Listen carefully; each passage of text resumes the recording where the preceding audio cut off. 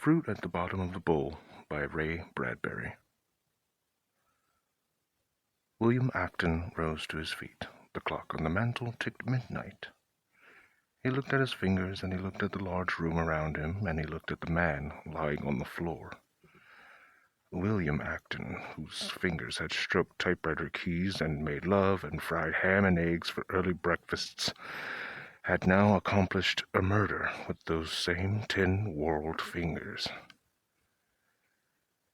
He had never thought of himself as a sculptor, and yet in this moment, looking down between his hands at the body upon the polished hardwood floor, he realized that by some sculptural clenching and remodeling and twisting of human clay, he had taken hold of this man, Donald Huxley, and changed his physiognomy, the very frame of his body. With a twist of his fingers, he had wiped away the exacting glitter of Huxley's gray eyes, replaced it with a blind dullness of eye, cold and socket. The lips, always pink and sensuous, were gaped to show the equine teeth, the yellow incisors, the nicotine canines, the gold-inlaid molars. The nose, pink also, was now mottled, pale, discolored, as were the ears. Huxley's hands upon the floor were open, pleading for the first time in their lives instead of demanding. Yes, it was an artistic conception. On the whole, the change had done Huxley a share of good. Death made him a handsomer man to deal with. You could talk to him now, and he'd have to listen. William Acton looked at his own fingers. It was done. He could not change it back. Had anyone heard? He listened. Outside, the normal late sounds of street traffic continued. There was no banging of the house door, no shoulder wrecking the portal into kindling, no voices demanding entrance. The murder, the sculpturing of clay from warmth to coldness, was done, and nobody knew. Now what? The clock ticked midnight. His every impulse exploded him in a hysteria toward the door. Rush, get away, run, never come back, board a train, hail a taxi, go, run, walk, saunter, but get the blazes out of there. His hands hovered before his eyes, floating, turning. He twisted them in a slow deliberation. They felt airy and feather-light. Why was he staring at them this way, he inquired of himself. Was there something in them of immense interest that he should pause now after a successful throttling and examine them whorl by whorl?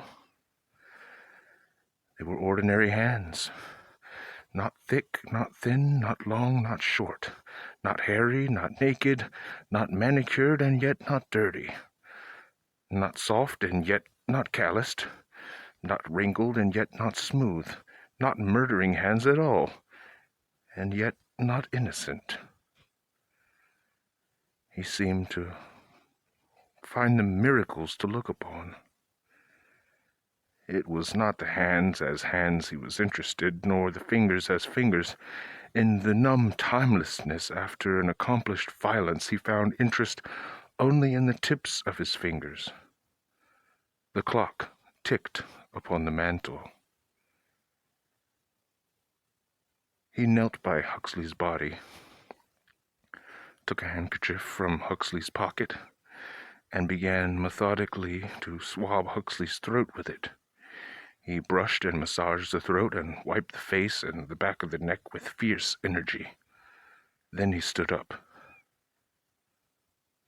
He looked at the throat. He looked at the polished floor. He bent slowly and gave the floor a few dabs with the handkerchief. Then he scowled and swabbed the floor. First near the head of the corpse, secondly near the arms. Then he polished the floor all around the body. He polished the floor 1 yard from the body on all sides. Then he polished the floor 2 yards from the body on all sides. Then he polished the floor 3 yards from the body in all directions. Then he stopped. There was a moment when he saw the entire house, the mirrored halls, the carved doors, the splendid furniture, and as clearly as if it were being repeated word for word, he heard Huxley talking and himself just the way they had talked only an hour ago. Finger on Huxley's doorbell, Huxley's door opening. "Oh!"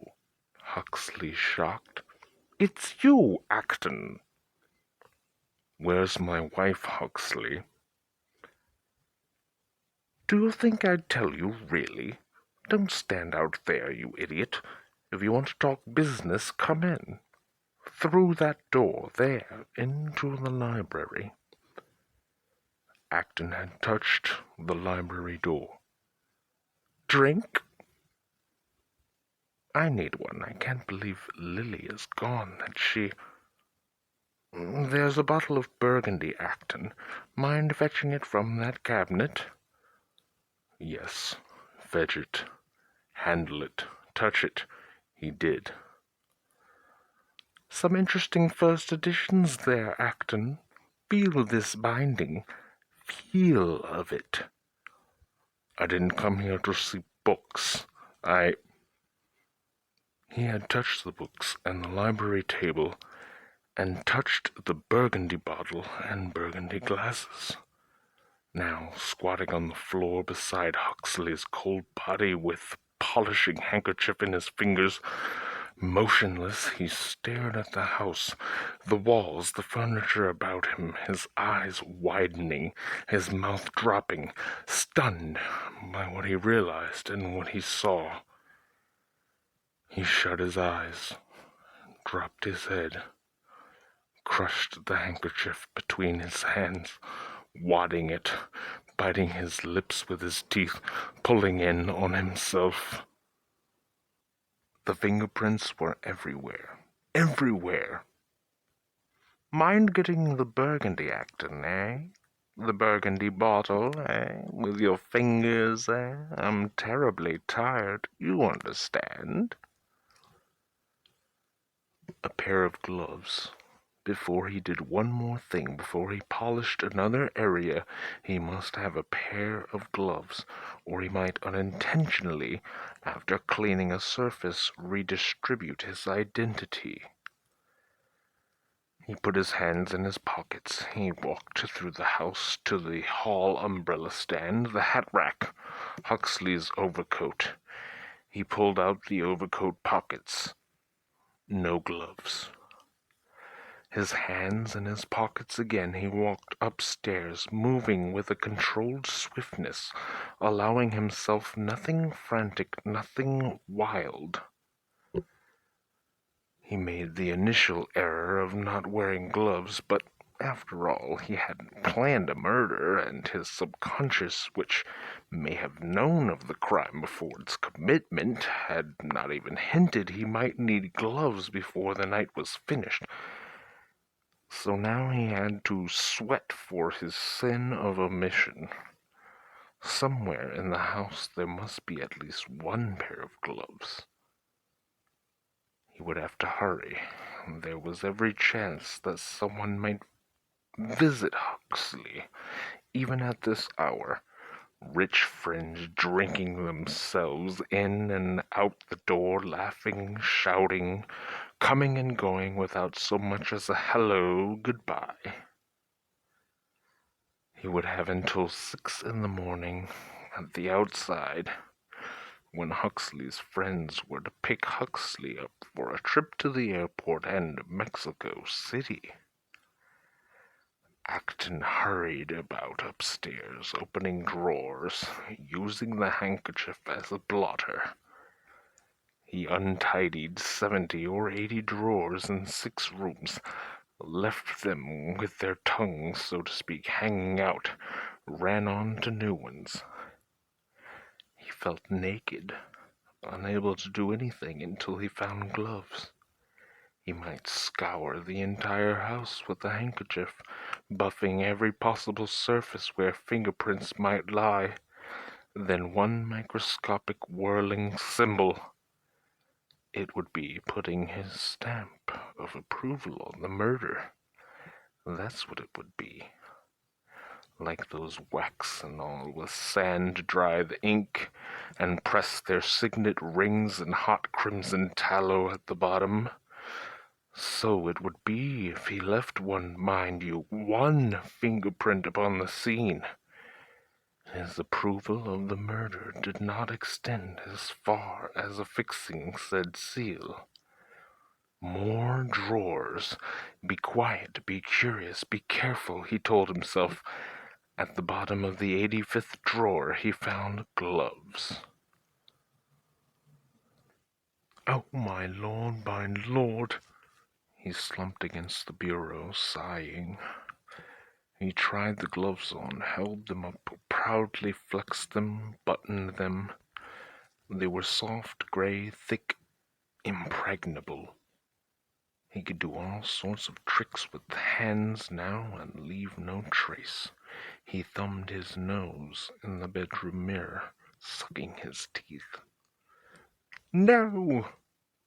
Cried Huxley. What a wicked plan it had been. Huxley had fallen to the floor, purposely. Oh, what a wickedly clever man. Down onto the hardwood floor had dropped Huxley, with Acton after him. They had rolled and tussled and clawed at the floor, printing and printing it with their frantic fingertips. Huxley had slipped away a few feet, Acton crawling after to lay hands on his neck and squeeze until the life came out like a paste from a tube. Gloved, William Acton returned to the room and knelt down upon the floor and laboriously began the task of swabbing every wildly infested inch of it. Inch by inch, he polished and polished until he could almost see his intent, sweating face in it. Then he came to a table and polished the leg of it, on up its solid body and along the knobs and over the top. He came to a bowl of wax fruit and wiped them clean, leaving the fruit at the bottom unpolished. I'm sure I didn't touch them, he said. After rubbing the table, he came to a picture frame hung over it. I'm certain I didn't touch that, he said. He stood looking at it. He glanced at all the doors in the room. Which doors had he used tonight? He couldn't remember. Polish all of them, then. He started on the doorknobs, shined them all up, and then he curried the doors from head to foot, taking no chances. Then he went to all the furniture in the room and wiped the chair arms. That chair you're sitting in, Acton, is an old Louis XIV piece. Feel that material, said Huxley. I didn't come to talk furniture, Huxley. I came about Lily. Oh, come off it. You're not that serious about her. She doesn't love you, you know. She told me she'll go with me to Mexico City tomorrow. You and your money and your damned furniture. It's nice furniture, Acton. Be a good guest and feel of it. Fingerprints can be found on fabric. Huxley! William Acton stared at the body.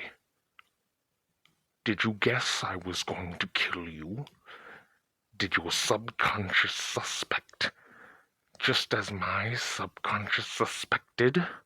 And did your subconscious tell you to make me run about the house, handling, touching, fondling books, dishes, doors, chairs? Were you that clever and that mean? He washed the chairs dryly with the clenched handkerchief. Then he remembered the body. He hadn't dry-washed it. He went to it and turned it now this way, now that, and burnished every surface of it. He even shined the shoes. charging nothing. While shining the shoes, his face took on a little tremor of worry, and after a moment he got up and walked over to that table. He took out and polished the wax fruit at the bottom of the bowl. "Better," he whispered, and went back to the body. But as he crouched over the body, his eyelids twitched, and his jaw moved from side to side, and he debated. Then he got up and walked once more to the table. He polished the picture frame. While polishing the picture frame, he discovered the wall. "That," he said, "is silly." "Oh!" cried Huxley, fending him off. He gave Acton a shove as they struggled. Acton fell, got up, touching the wall, and ran toward Huxley again. He strangled Huxley.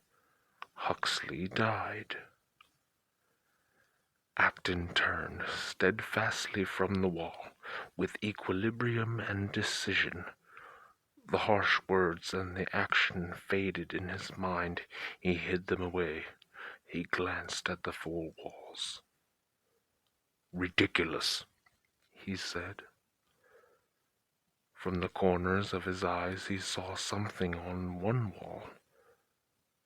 "I refuse to pay attention," he said to distract himself. "The next room, now. I'll be methodical. Let's see. Altogether we were in the hall, the library, this room, and the dining room, and the kitchen." There was a spot on the wall behind him. Well, wasn't there? He turned angrily. All right, just to be sure." And he went over and couldn't find any spot. "Oh, a little one, yes, right, there." He dabbed it. It wasn't a fingerprint anyhow. He finished with it, and his gloved hand leaned against the wall, and he looked at the wall, and the way it went over to his right and over to his left, and how it went down to his feet and up over his head, and he said softly, "No." He looked up and down and over and across, and he said quietly, "That would be too much. How many square feet?" "I don't give a good damn," he said. But unknown to his eyes, his gloved fingers moved in a little rubbing rhythm on the wall. He peered at his hand and the wallpaper. He looked over his shoulder at the other room. "I must go in there and polish the essentials," he told himself, but his hand remained as if to hold the wall or himself up. His face hardened. Without a word he began to scrub the wall up and down, back and forth, up and down, as high as he could stretch and as low as he could bend. "Ridiculous, oh my lord, ridiculous." "But you must be certain," his thoughts said to him. "Yes, one must be certain," he replied. He got one wall finished, and then he came to another wall. "What time is it?" He looked at the mantel clock. An hour gone. It was 1:05. The doorbell rang. Acton froze, staring at the door, the clock, the door, the clock. Someone rapped loudly. A long moment passed. Acton did not breathe. Without new air in his body, he began to fail away, to sway. His head roared, a silence of cold waves thundering on to heavy rocks. "Hey, in there!" cried a drunken voice. "I know you're in there, Huxley. Open up, damn it. This is Billy Boy, drunk as an owl, Huxley. Old pal, drunker than two owls." "Go away," whispered Acton soundlessly, crushed against the wall. "Huxley, you're in there. I hear you breathing," cried the drunken voice. "Yes, I'm in here," whispered Acton, feeling long and sprawled and clumsy on the floor, clumsy and cold and silent. "Yes." "Hell!" said the voice, fading away into mist. The footsteps shuffled off. "Hell!" Acton stood a long time, feeling the red heart beat inside his shut eyes, within his head. When at last he opened his eyes, he looked at the new, fresh wall straight ahead of him and finally got courage to speak. "Silly," he said. "This wall's flawless. I won't touch it. Gotta hurry. Time, only a few hours before those damn fool friends blunder in." He turned away. From the corners of his eyes he saw the little webs. When his back was turned, the little spiders came out of the woodwork and delicately spun their fragile little half-invisible webs. Not upon the wall at his left, which was already washed fresh, but upon the 3 walls as yet untouched. Each time he stared directly at them, the spiders dropped back into the woodwork, only to spindle out as he retreated. "Those walls are all right," he insisted in a half-shout. "I won't touch them."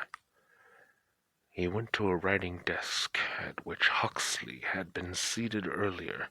He opened a drawer and took out what he was looking for, a little magnifying glass Huxley sometimes used for reading.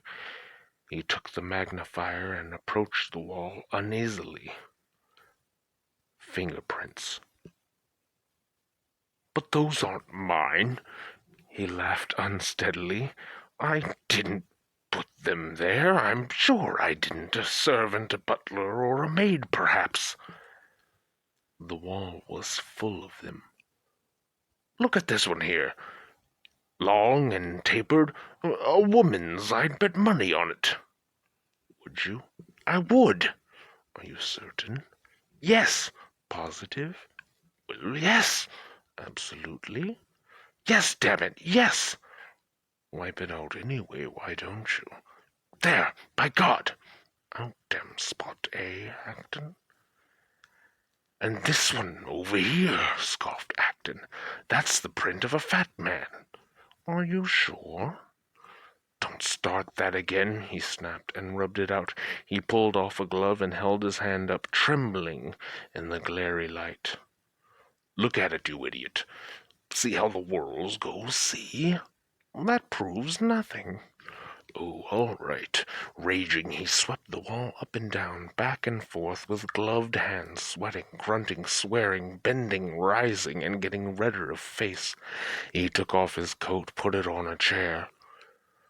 2 o'clock, he said, finishing the wall, glaring at the clock. He walked over to the bowl and took out the wax fruit and polished the ones at the bottom and put them back, and polished the picture frame. He gazed up at the chandelier. His fingers twitched at his sides.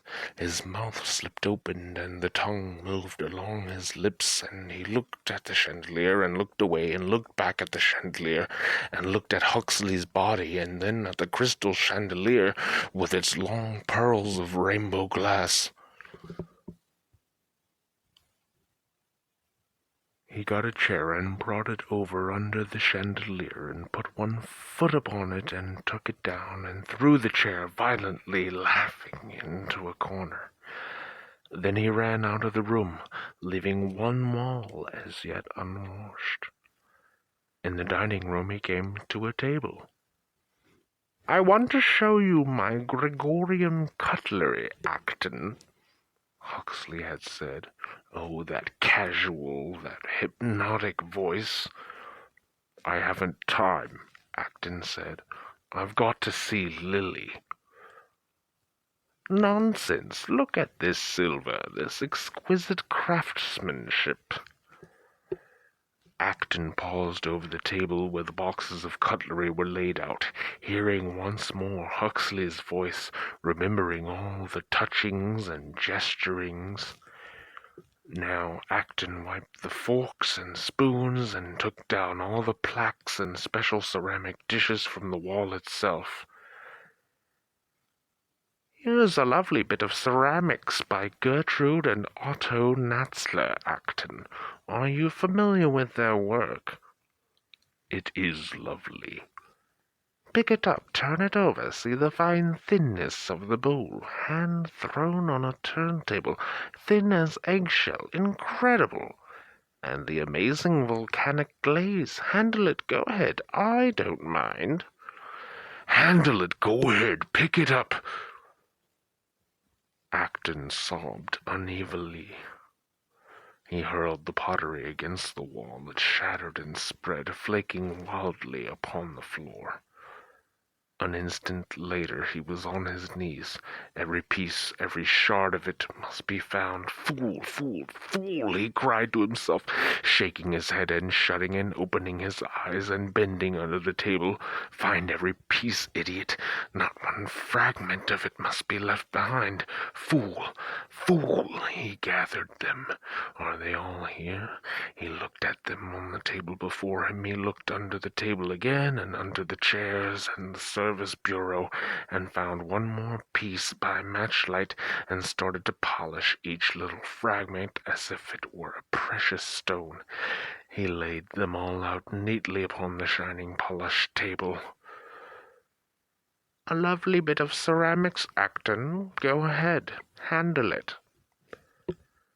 He took out the linen and wiped it, and wiped the chairs and tables and doorknobs and window panes and ledges and drapes, and wiped the floor, and found the kitchen panting, breathing violently, and took off his vest and adjusted his gloves and wiped the glittering chromium.